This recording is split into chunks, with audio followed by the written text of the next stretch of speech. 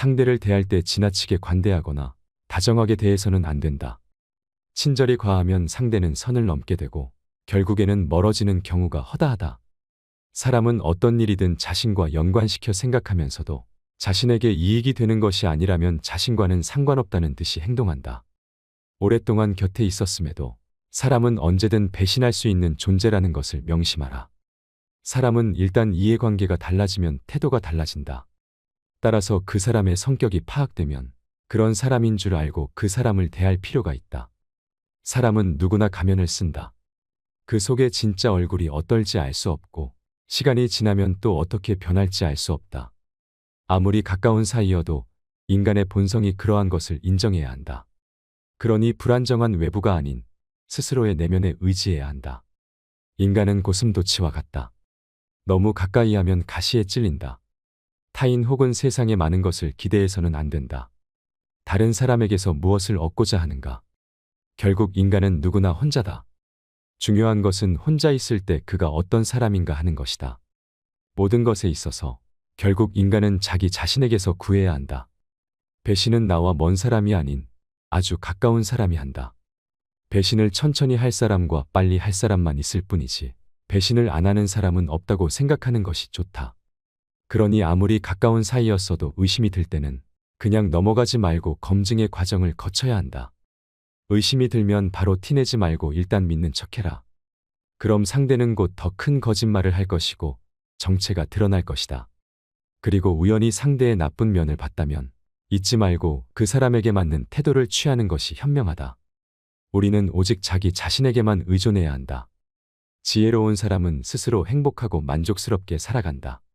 더 많은 것을 바라지 않고 스스로 자족하며 살아가지 못할 때 우리는 타인 속에서 자신을 잃는다. 인간의 모든 고뇌와 고통, 불안과 의기소침의 대부분은 상대방이 나를 어떻게 생각할까라는 걱정에서 나온다. 우리들의 질투나 증오심도 같은 뿌리에서 자란 가지들이다. 타인들의 기준에 따라 사는 사람은 결국 그들의 노예가 되고 만다. 남의 눈을 의식하지 않고 남들이 알아주는 것을 초월해서 사는 사람만이 행복하다. 행복을 위해서는 타인의 판단을 중시하는 명예욕과 일종의 허영심을 버릴 필요가 있다. 인간의 행복과 불행을 가르는 것은 객관적인 그 무엇이 아니다. 단지 그것을 우리가 어떻게 느끼고 받아들이는가에 달려있을 뿐이다. 사람들이 질투의 감정에 사로잡히는 이유는 자신보다 나은 처지에 있는 사람을 바라보기 때문이다. 그 사람이 자신보다 더 많은 재물을 가지고 있거나 다른 사람으로부터 더 많은 사랑을 받고 있다고 느낄 때면 사람들은 대부분 자신의 비참함을 생각하게 된다. 모든 불행은 비교하는 것으로부터 시작된다. 질투는 인간의 자연스러운 본능 가운데 하나이기도 하지만 부도덕과 불행의 가시를 품고 있다. 그래서 질투는 옛날부터 우리들의 행복을 가로막는 적이자 제약으로 간주되어 왔다. 우리는 가능한 질투라는 본능을 우리의 인격에서 잡초처럼 뿌리 뽑아야 할 것이다. 자신의 소유에 만족하고 이를 즐기려면 남들과 비교하지 말아야 한다. 자기보다 더 잘 살고 더 많이 가진 자를 부러워하고 배아파하는 사람은 결코 행복해질 수 없다. 행복하려면 자기보다 못한 자가 얼마나 많은가를 생각해야 한다. 자기보다 불행한 사람을 찾아보는 것이 자신을 위로하는 가장 빠른 방법이다. 이 지구상에 나보다 불행한 사람이 얼마나 많은지 생각해보라. 태어날 때부터 앞을 보지 못하거나 듣지 못하는 사람들, 한 끼 식사조차 제대로 못하는 사람들, 그들도 역시 그대의 주변에서 그대와 함께 살아가고 있는 사람들이다. 지금 얼마나 많은 사람들이 당신보다 앞서 있는가를 생각하기보다는 얼마나 많은 사람들이 당신의 뒤를 따르고 있는가를 생각하라. 인간이 살고 있는 이 세상은 그가 바라보는 각도에 따라 모양이 달라진다. 우리는 흔히 자기가 가진 것은 생각하지 못하고 자신에게 부족한 것만 생각하기 마련이다. 그대로 불행의 길을 걷게 된다. 우리는 항상 위보다 아래를 보고 살아가야 하며 자기보다 행복하다고 여기는 사람이 겉으로 보기에만 그런 것인지 아니면 실제로는 불행을 감추고 사는 것은 아닌지 의심해 봐야 한다. 지금 다른 사람들의 상황을 부러워하고 있는가? 사실 그 사람들의 상황은 그 사람들의 성격에 맞을 뿐이고 당신 성격에 맞는 것은 아닐 수도 있다. 만일 당신이 그 상황에 놓인다면 자기를 불행하게 느낄 것이고 참기 힘들어질 수도 있다. 물고기에게는 물속이, 새에게는 하늘이, 두더지에게는 땅속이 행복한 것처럼 자기에게 적합한 분위기만이 행복을 주는 것이다. 자기 마음이 어떻게 움직이는가에 따라 행복과 불행은 서로 위치를 바꾼다. 이미 바꿀 수 없는 불행한 과거는 되도록 빨리 잊어버리자. 또한 언제 닥칠지 모르는 미래 때문에 마음의 평화를 잃는 일은 없어야 한다. 이를테면 우리는 불행한 일이 절대로 일어나지 않을 것이라거나 적어도 지금 당장은 일어나지 않을 것이라는 것을 안다. 타인과의 관계도 마찬가지다. 타인의 관계를 유지하기 위해 연연하지 말고 자신의 생각과 판단을 중심으로 살아야 행복해질 수 있다. 우리가 남의 평가를 중요하게 생각할수록 스스로에게 해가 되고 점점 약해진다. 그러니 본능을 잘 다스려 남의 칭찬이나 비난에 흔들리지 말고 내 생각과 주관을 우선으로 생각해야 한다.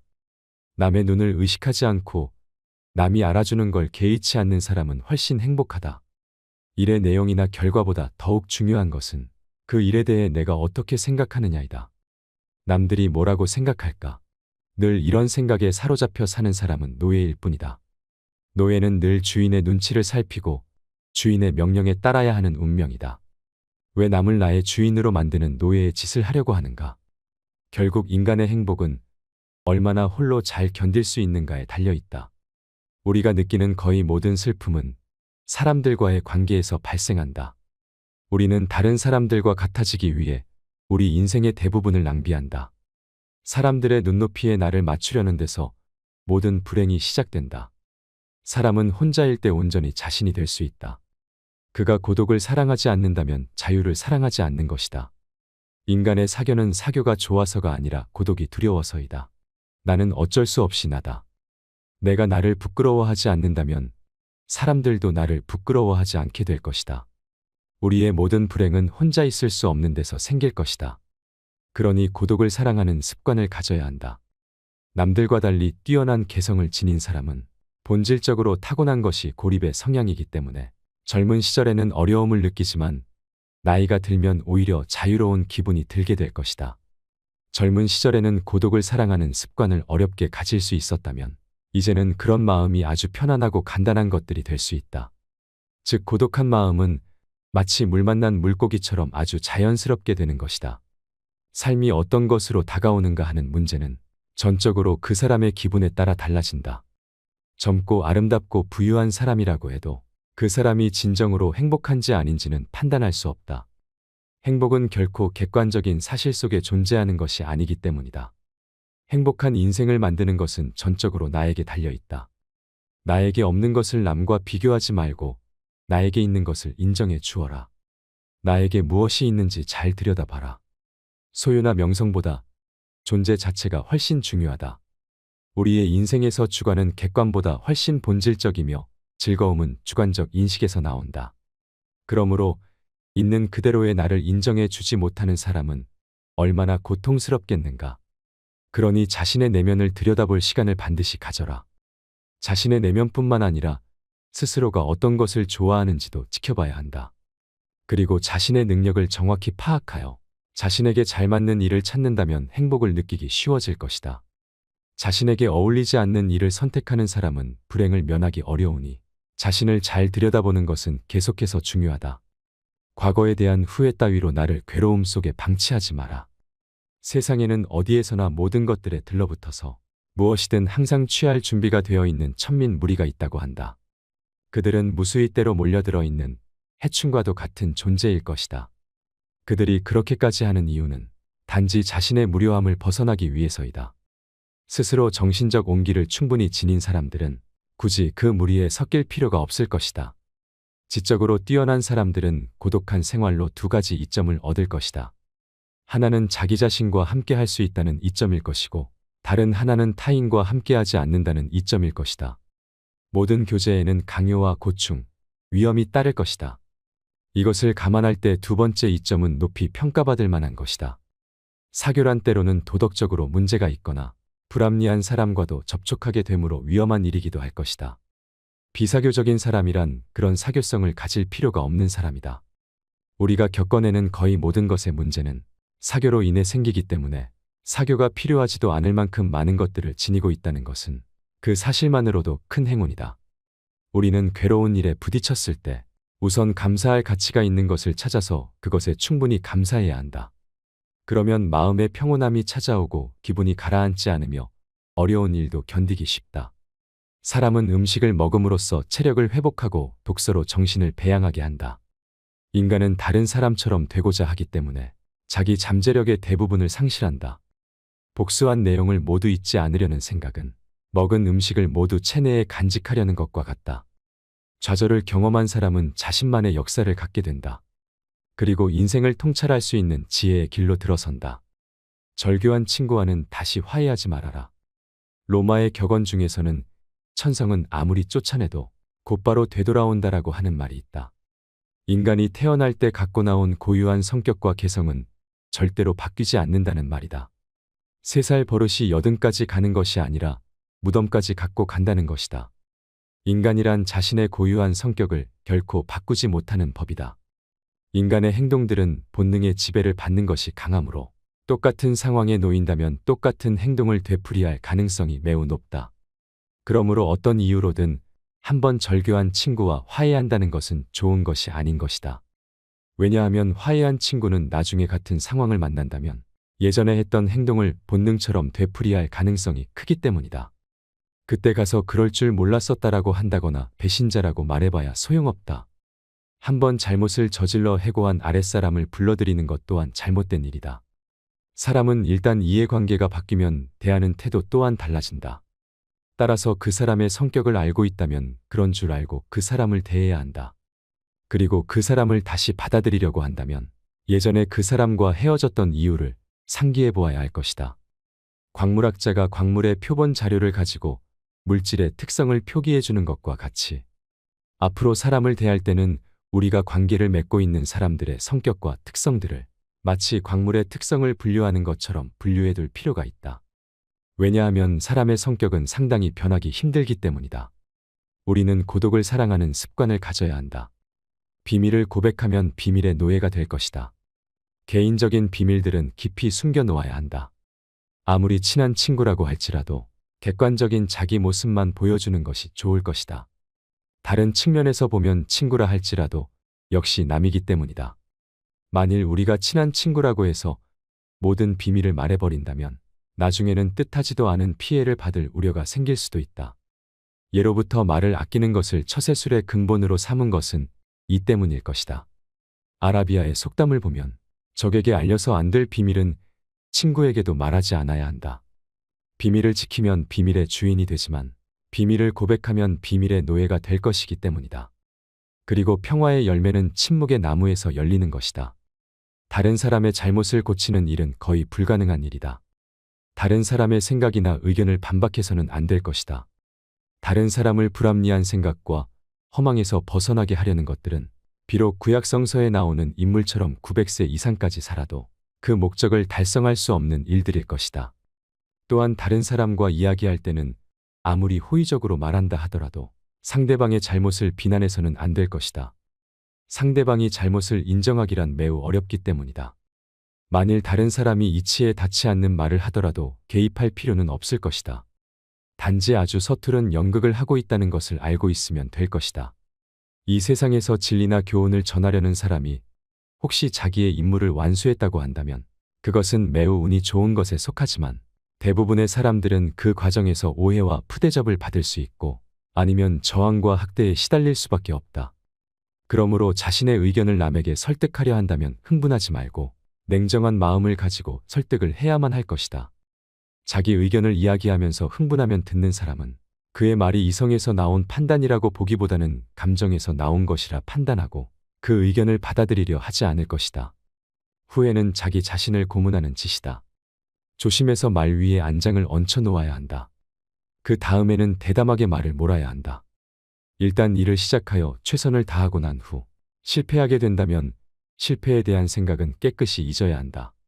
사람의 일이란 실수와 실패가 늘 곁에 따라다니는 것이다. 우리는 불행한 일을 당하거나 자신이 하는 일이 좌절되었을 때 후회를 하게 된다. 그러나 의미 없는 후회는 스스로 자기 자신을 고문하는 일이나 마찬가지인 것이다. 이런 경우에는 이스라엘의 다윗 왕을 본받아야 할 것이다. 그는 자신의 어린 아들이 죽을 병에 걸렸을 때 하나님께 간절히 기도를 드렸지만 아들이 죽자 곧 몸을 일으킨 후에 조금도 슬픔에 잠기지 않았다고 한다. 하지만 성격상 좀처럼 후회를 떨쳐버릴 수 없는 사람들이라면 자신의 이성에 호소하여 피할 수 없는 운명이 있다는 것을 인정해야 할 것이다. 자신의 재능을 과시하지 말아야 한다. 자신의 재능을 세상 사람들에게 크게 과시하는 것처럼 어리석은 사람은 없을 것이다. 사람들이 다른 사람의 재능을 보면 칭찬할 것 같겠지만 오히려 시기와 질투심에 사로잡혀 버린다. 특히 경쟁 관계에 있는 사람들로부터는 증오나 원한을 사게 될 것이다.